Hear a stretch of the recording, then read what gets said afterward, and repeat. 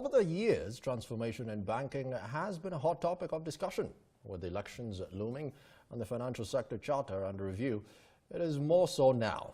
To find out how transformed the industry is, Khulekani Mathe, who is the head of Financial Inclusion and Transformation Unit at BASA, joins us. Khule, good to have you on the show. Tell me, first of all, what's the methodology for this particular report that you put out there? How do you quantify inclusion, let alone the different races, if I could just put it plainly? What's the methodology here? So the report has two parts to it. One part deals with transformation as defined in the BEE Act.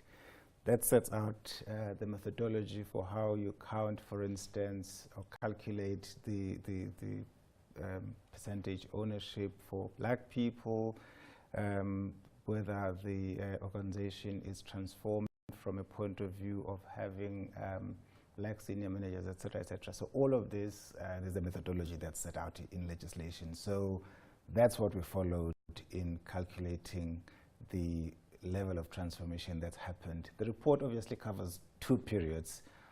In the past, this kind of report would be produced by the organization that's called the Financial Sector Transformation Council.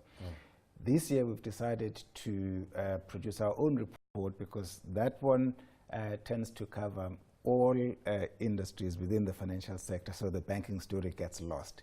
So we decided that we would carve out the banking aspect so that we can show what the industry has been doing, and we will repeat this in the coming years. Right. Some of the findings here that stick out, black ownership, 25%. Between 2016 and 2017, it was actually 34% once upon a time, fell to 30.5%.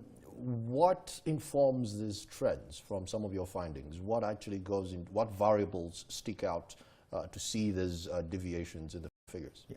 So I think we would obviously like to make a big deal out of these numbers, but one should always be mindful of the fact that we're simply, covering two periods here. We're comparing 2016 and 2017. A whole lot has happened before then, and of course, in our next report, it will show that a whole lot has happened since 2017. Insofar as the issue that you're raising, the decline that you see in terms of black ownership, a lot of it has to do with the fact that around 2015, some of the earlier BEE deals matured, which allowed investors to then exit those deals, taking their investment to diversify their portfolios in buy into other assets. So that accounts for that slight decline. But even with that decline, it still remains above the 25%, which is the target that is set in the Financial Sector Code. Right.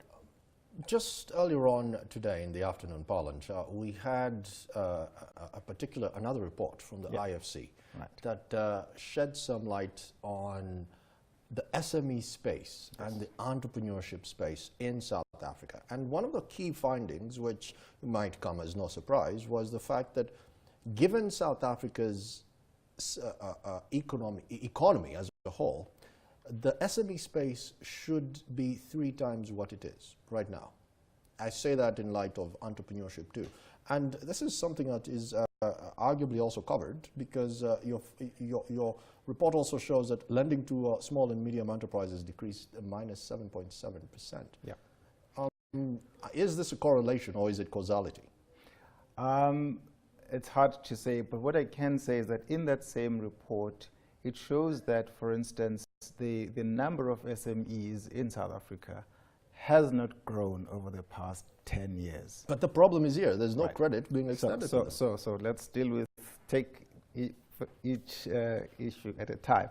So there hasn't been growth over the past 10 years, and that's attributable to a range of factors. Principally, it has to do with the fact that lending, as in debt, which is what banks provide, is not the most suitable form of financing of SMEs. You need different kinds of lending and different kinds of finance. For instance, you need early stage financing, which is more patient to help organizations grow. We tend to have missing parts in the SME ecosystem and huge reliance on banks